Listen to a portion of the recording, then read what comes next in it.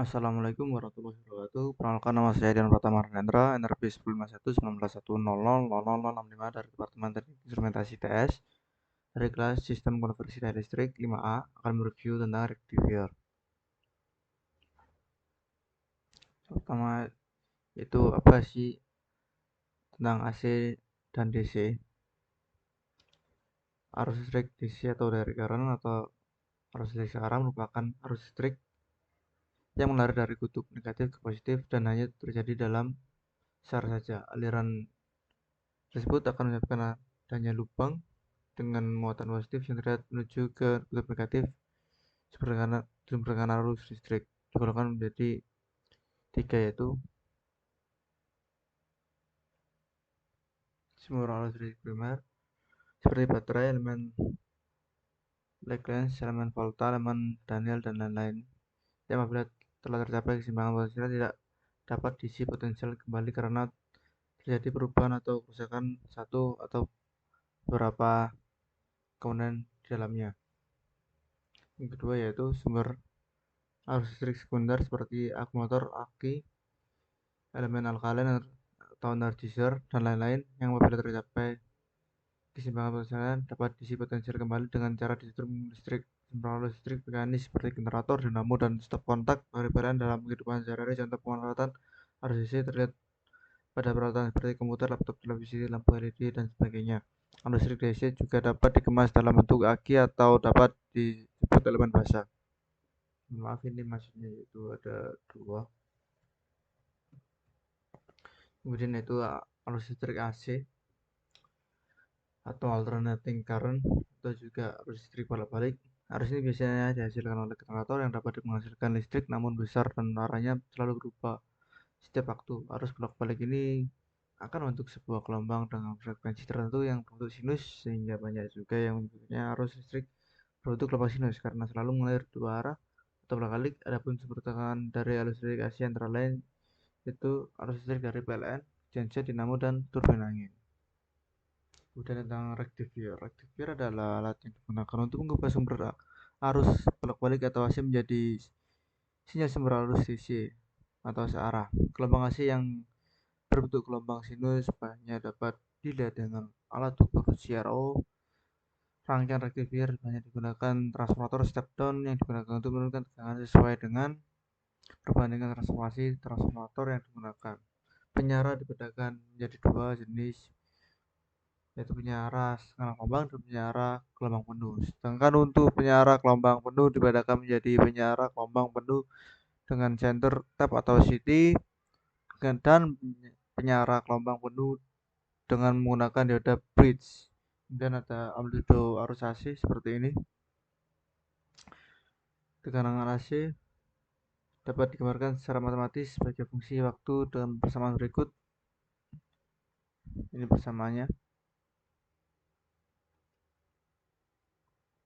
Di sini V peak tegangan puncak unit volt, omega adalah frekuensi sudut, dan frekuensi sudut terkait dengan frekuensi fisik. F yang mewakili jumlah osilasi per detik atau unit sama dengan hertz dari persamaannya. Dan perbedaan AC dan DC, arus AC ini yang untuk transfer listrik pada jarak yang cukup panjang dan juga bisa memberikan lebih banyak kekuatan ketika transfer arusnya. Penyebab dari arah aliran elektron adalah arus AC itu adalah magnet yang mengitari sepanjang kawatnya. Kemudian frekuensi pada arus AC atau arus bolak-balik itu adalah 60 Hz atau juga 60 Hz, tergantung pada negara yang menggunakan frekuensi tersebut. Kemudian arus AC itu akan berbalik ketika mengalir di suatu rangkaian. Besarnya arus AC itu cukup bervariasi terhadap waktunya. Jenis dari arus AC itu segi 4, sinusoidal, segitiga, dan juga trapesium. Kemudian untuk arus DC, arus listrik DC tidak bisa melakukan perjalanan yang cukup jauh karena arus DC ini akan mulai melemah dan kehilangan energi ketika jaraknya semakin jauh. Kemudian penyebab dari arah aliran elektron pada arus DC itu adalah magnet yang stabil dan yang ada di sepanjang kawat.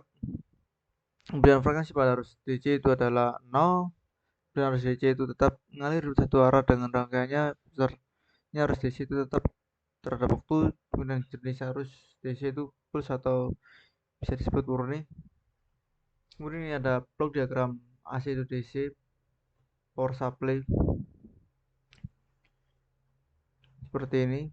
Yang mulai masuk ini flash input, terus transformator, rectification, kemudian ada smoothing, kemudian ada regulation, terus ada regulated output 5 volt DC.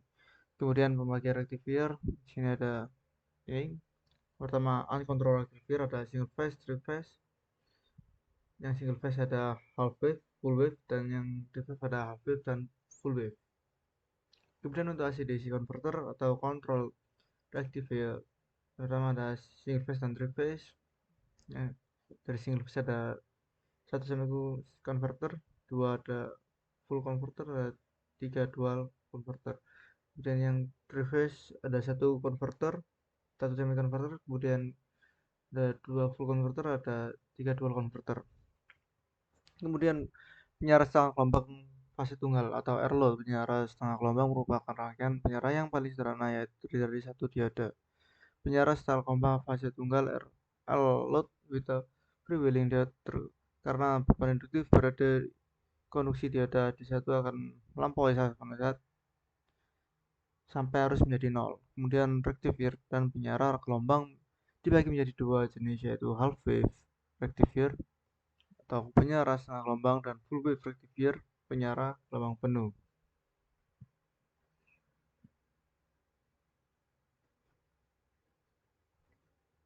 Yang pertama, half wave rectifier atau penyara setengah gelombang.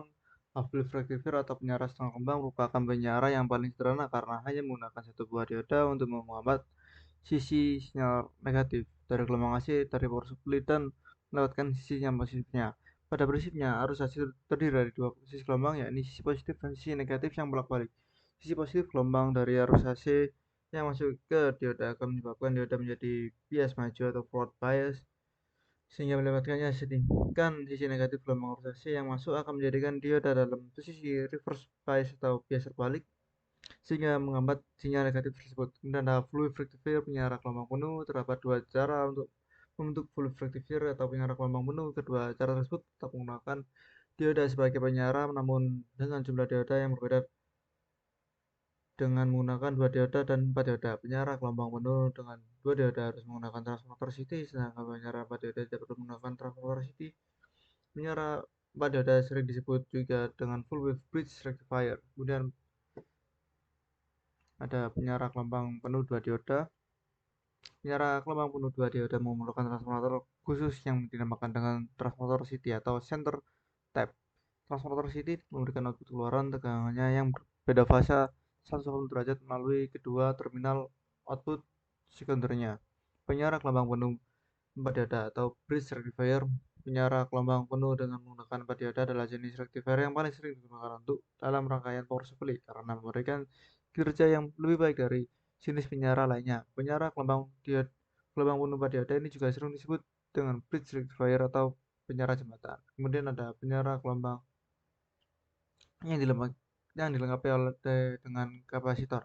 Tegangan yang dihasilkan oleh rectifier belum benar rata seperti tegangan DC pada umumnya. Oleh karena itu diperlukan kapasitor yang berfungsi sebagai filter atau penyaring untuk menekan ripple yang terjadi pada proses penyara. Gelombang AC kapasitor yang umum dibagi adalah kapasitor jenis ELCO atau electrolyte kapasitor. Kemudian ada contoh rectifier thyristor. Untuk mengontrol tegangan output DC dari penyara dioda diganti dengan thyristor. Thyristor atau control silicon rectifier atau CSR umumnya digunakan dalam aplikasi yang membutuhkan pasokan DC variable. Thyristor atau CSR adalah saklar yang dapat dikontrol dengan dinyalakan oleh arus gerbang beberapa miliampere. Arus gerbang dapat menyalakan CSR atau tinggi, asalkan anoda SR. Untuk tegangan kotelevisi, thyristor SR adalah saklar 3 terminal anoda, katoda, dan gerbang.